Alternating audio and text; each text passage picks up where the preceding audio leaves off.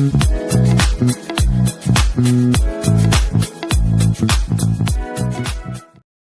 everyone, welcome back to She Birds Podcast. I'm your host Brooke Wright, and today's guest is Uday. Hi Uday. Hey, Thank you so much for being a hi. guest today. Thank you. So, can you tell us what inspired you to become a correctional officer in the first place? Actually, growing up, I have always known that I was meant to serve and protect the public. So it didn't come as a surprise that I pursued those dreams as a kid that I had. Oh, I nice. know. Man, I don't know about a cop when I was a kid. I've never said, "Ooh, I want to be a no." I was actually a Girl Scout when Oh, I was like 4 years old. So I have always been attracted to uniform and serving. all So right. it came natural to me. Oh man, no. So when did you realize that something was deeply wrong within the DPSCS system? um, you know, I went in when I was like in my middle early 20s, and I was naive of the planet, how the whole planet works. However, an eye opener for me was when I saw, how they preach when you see something, say something. Hmm. I saw something and I said something. I saw a female correctional officer flirting with an inmate right in front of me. So I reported it. They asked me to write like a report, which I did, but the officer and the friend came after me and was tormenting me inside the jail. That's when I'm like, oops, something is not right here. So I went back to the supervisors and complained, not knowing the supervisors was the officer's friend. So down low, they were angry at me for even writing. Oh, dang. That was like, I'm like, okay, what is going on? But when the whole thing becomes like a day to me was when a death threat was made against me, and the same supervisors were so easy to give me a paperwork to waive liability of the state of Maryland. And when I refused, the whole planet came to an end. So now they saw me as a liability and try to get rid of me by all means. That was when I'm like, I am in the wrong planet with this job. Yeah, they're corrupt. Like my boyfriend was trying to tell me, they're corrupt. They are. Oh man. Yeah. So can you describe the moment you knew you had to write corruption in the Division of Corrections? It was during that period. This whole incident started like um August or June of 2015, and it was like a day in day out torment and torturing, from me eating a spoiled food to inmate threatening an attack. It was, but when I know that it was time to write my ideas and what happened into a real time book, was actually when I I encountered my tire being tampered, like they removed the bolt in my driving side of the tire, and I was I was riding with a loose bolt. um and when they tampered with the tank of the gas in my car, where you put in the gas, the pump. Uh-huh.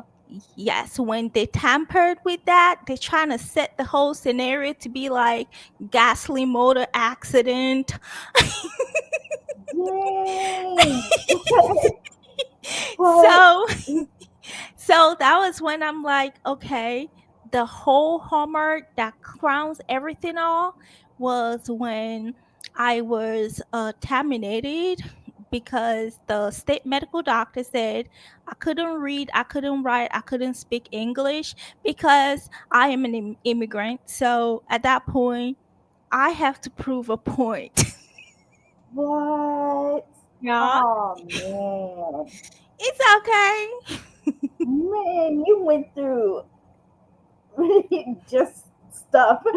Oh my god. So how did your colleagues react to the experience and what you was going through? Like the good ones, the ones that was on your side. Actually, initially, because no one have never like stood up of in the department before, so everyone was worried that they something would happen to me or whatever, and they were like, be careful. You know that you're an immigrant in America. You're not born here, and as much as you grew up here, it was just discouraging. And they were like, we too, we're going through the same thing. We see, we just here working, making money, but it wasn't like a lot of support coming from there. It was more like a fear that something would happen to me is more of what they were concerned. Oh dang. I know. I was fearing for you too, and I wasn't even there. Like, oh my goodness. Yeah. So what toll did this journey take on your physical and mental health? Initially, like, I mentioned that before I was naive of how the planet worked. After my encounter, I feel like my innocency was taken away from me. You know, you Such a know, dream job though.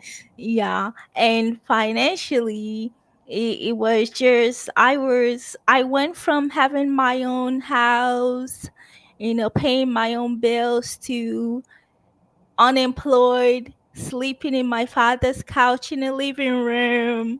Like, my life completely turned upside down. But at the end of the day, I came out stronger than I went in.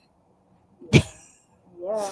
That's amazing that you overcame that. That sounds like a lot. A whole It lot. was I actually wrote, this is one, this is two, this is three, Oh wow. this is four, and this is five. So, whatever that actually triggered me to ongoingly document everything, it's just what it is. Oh my goodness. So more went on within the company, like more went on Yep, for 5 books. this is What? like from 2015 up until 2023. 2023. Yeah. Oh wow. Wasn't that just like what 2 years Yeah. ago? Oh Mhm. wow. Yeah, so yeah. Oh wow. So after speaking out, did you fear for your safety after speaking up and writing your books? Um, the death attempts and threats um was an ongoing thing. Even when I released my first book, it intensified.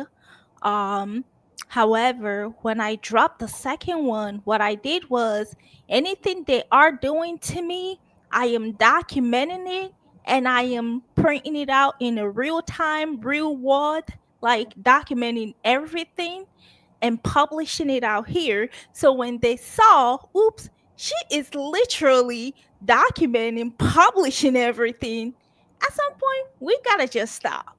Yeah. Oh, so they haven't done anything since then? Oh, I would have written the sixth one. Oh, man. Oh, well. So did you ever like think of like filing lawsuit charges against them? Like did you ever go that route too? I actually did. That was when I approached the EOC. I approached them. First of all, yeah, it was federal EOC. I approached them explaining what was going on. However, after putting the complaint, for some reason, my paperwork disappeared. What? Then I went to civil right, and the civil right investigator compromised the case by rechanging it to an individual rather than a department. My issue was from department, not an individual, so I cut it to. However, when I wrote the first one, I don't know how the book got to the government or whatever, and they issued me the right to sue. Yeah. Yeah, that's what I like hearing. That's Y- good. Yeah, so they issued me the right to sue. Most lawyers, anytime they hear that is the state of Maryland corrections, they don't want to pick up the case, but a brave law firm, saw the injustice and need to step up, and they did. Yeah. This is good. Yeah. Man.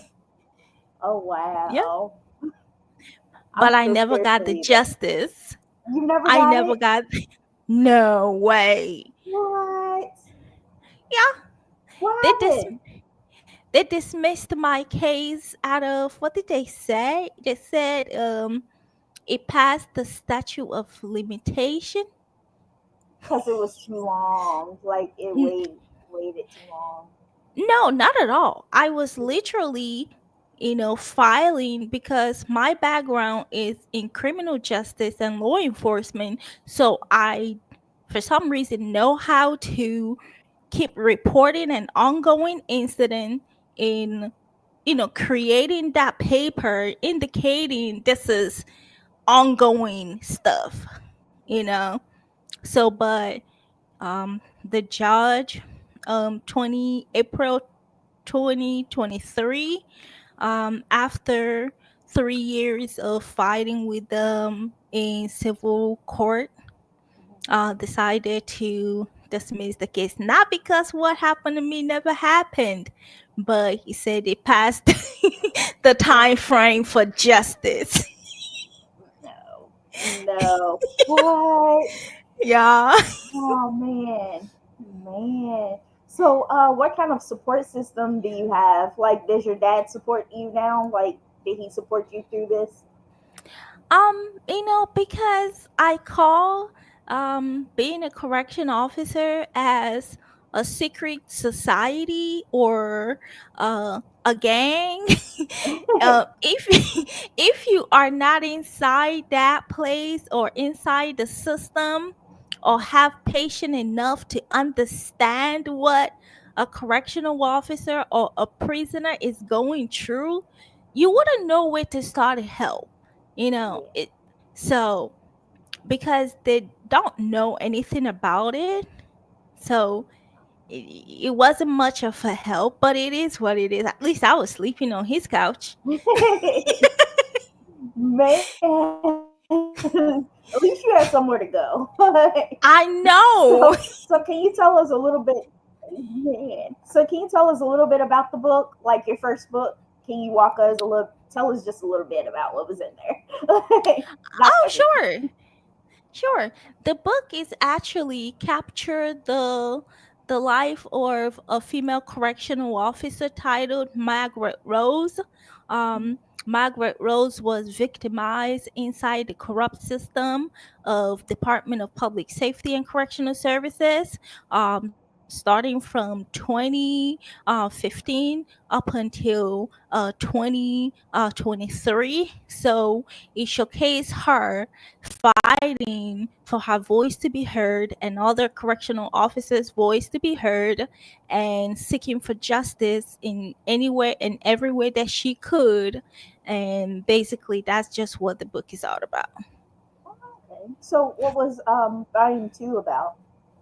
The volume two is the ongoing effort that Margaret Rose was making to for her voice to be heard, by going to these different agencies, to see if they could help her resolve the issue, because according to her, in one and two, she have exhausted, or she did exhausted all the option within the department for help, but the doors will slide um to her. So at some point, so that's just like the ongoing Yeah. for her. So will you ever get back in corrections, like in a different state or a different city? Like, would you ever get back in corrections? Or are you to done completely? to be honest, um I wouldn't say correction is not the correction, is the people that are governing it that is the problem, because the job is to rehabilitate, to prepare our inmates back to the society, Yeah. and that is what I pride to do, help somebody else, you know. So if I do have an opportunity, um I would still work in correction, but I will become like a warden, a Yeah. commissioner.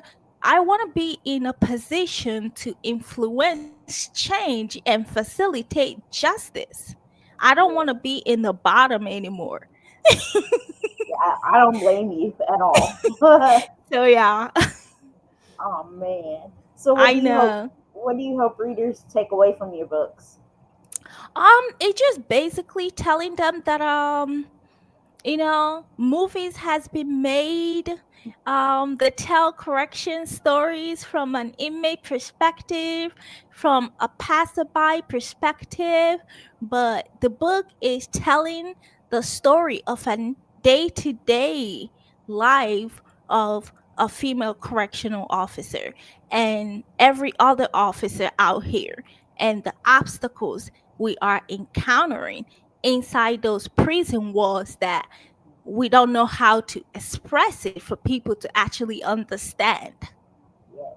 Yes. So, yeah, that's just the giveaway. Yeah, because you are right. Because I spoke to another female correctional officer, Okay. and she was in a men's correctional office, like a men's building, Okay. and she was sexually assaulted while being there, and like Mhm. you said, no justice. So Absolutely. Absolutely. And another thing that I learned why in the system is our inmate do two things: what you allow them to do and what you tell them to do. You know, my bigger worry is my officers, you know, they do more than what you tell them to do or what you allow them to do. And that um, worries me. yeah, oh yeah, oh yeah. I would be scared to be in correctional officer. I couldn't do it. I couldn't do it. I give y'all props, especially the Yeah. women. Yeah, I mean, we were trained, as long as you stay firm, fair, firm, and impartial with the inmates, you're not going to have a problem. But if you start playing favoritism, that's when you begin to have a problem, because everyone will want to be treated the same.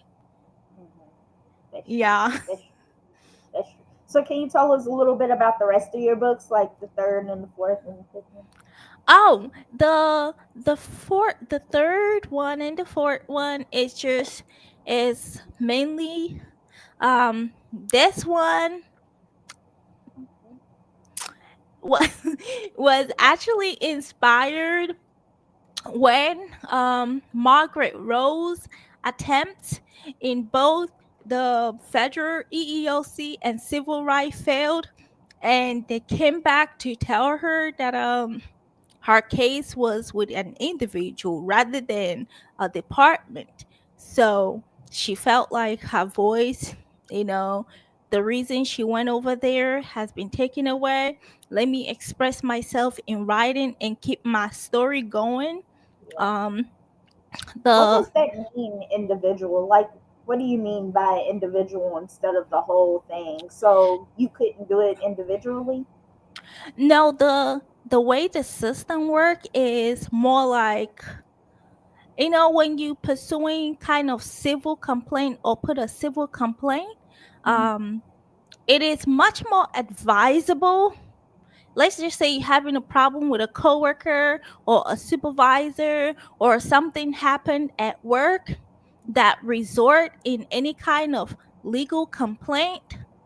From the experience that I have, I am not going for an individual. I am going for either the department, Uh-huh. because it's the department that hired that person or those people. If Yeah, you go for an individual, your case will be minimized. gotcha. It's like a piece of candy. Why they have a whole lot of candies? Gotcha. Okay, okay. That makes sense. That makes sense. Because I was like, how come? But okay, okay. That makes Yeah, sense. you go for the whole tree, not just one. So the initial complaint was the whole tree, you know. Okay. But the civil right investigator created an imaginary human being and reversed my entire complaint to something that I didn't even know what. so Oh, so just telling, and that just like how the volume 3, 4 and 5 came in handy when the case completed, and Margaret Rose decided to complete the story of the start to finish of what happened. okay. I'm glad they left you alone and stuff because, man, that sounds crazy. It sounds like a Lifetime movie.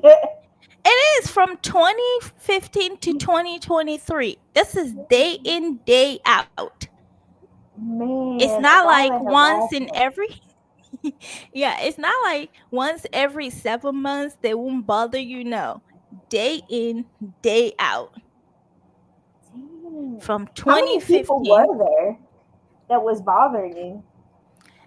Um, Initially it started off as those few correctional officers and the correctional officer and the friend. Then when the friend left, the friends continued with the supervisors.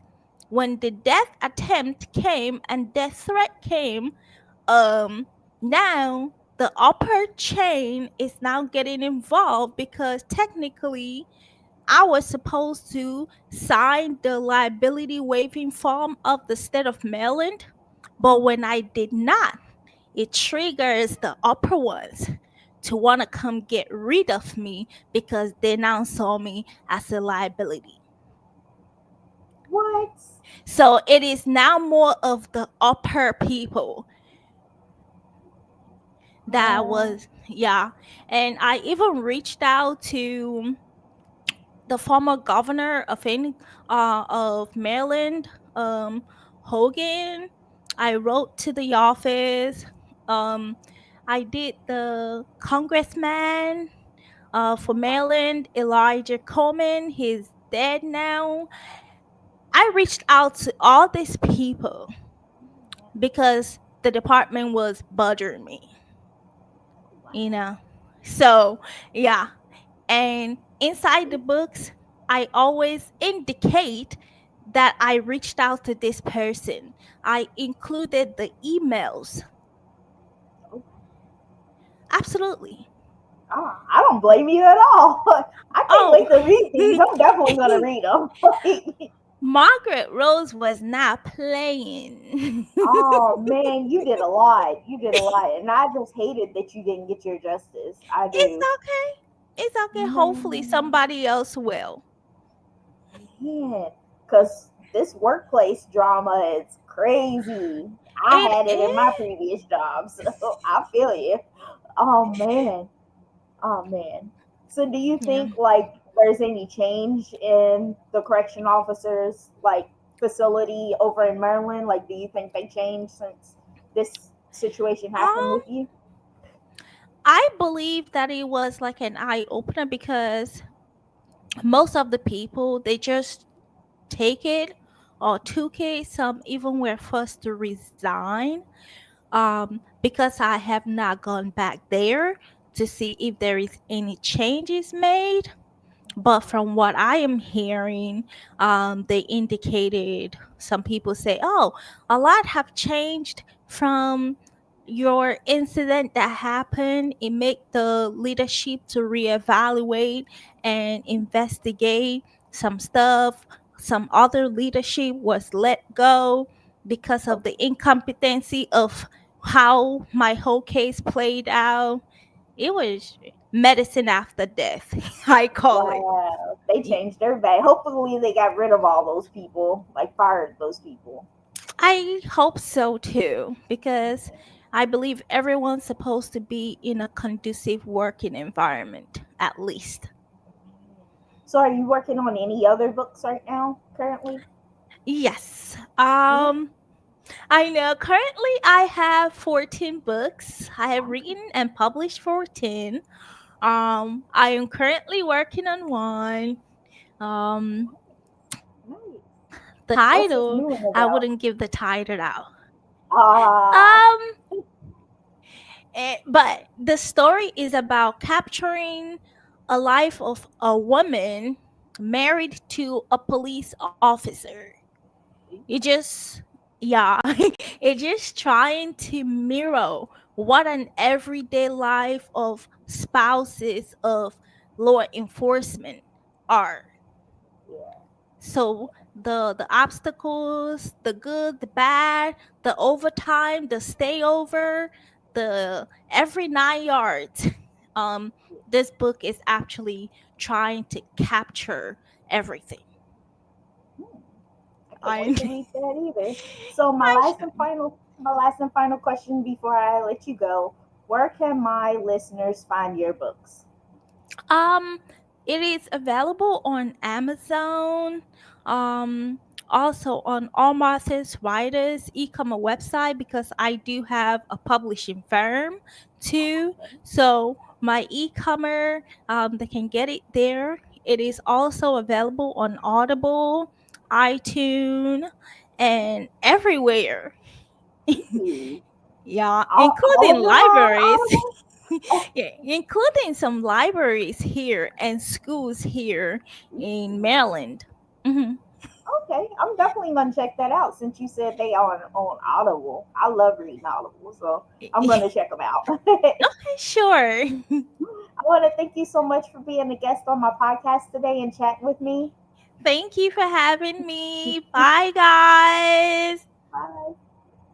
Hey everyone, I want to thank you all so much for listening to my interview with Uday. If you would like to purchase her books, like she said, you can go on her website that she said, and hope to see you next time for the next interview. Bye.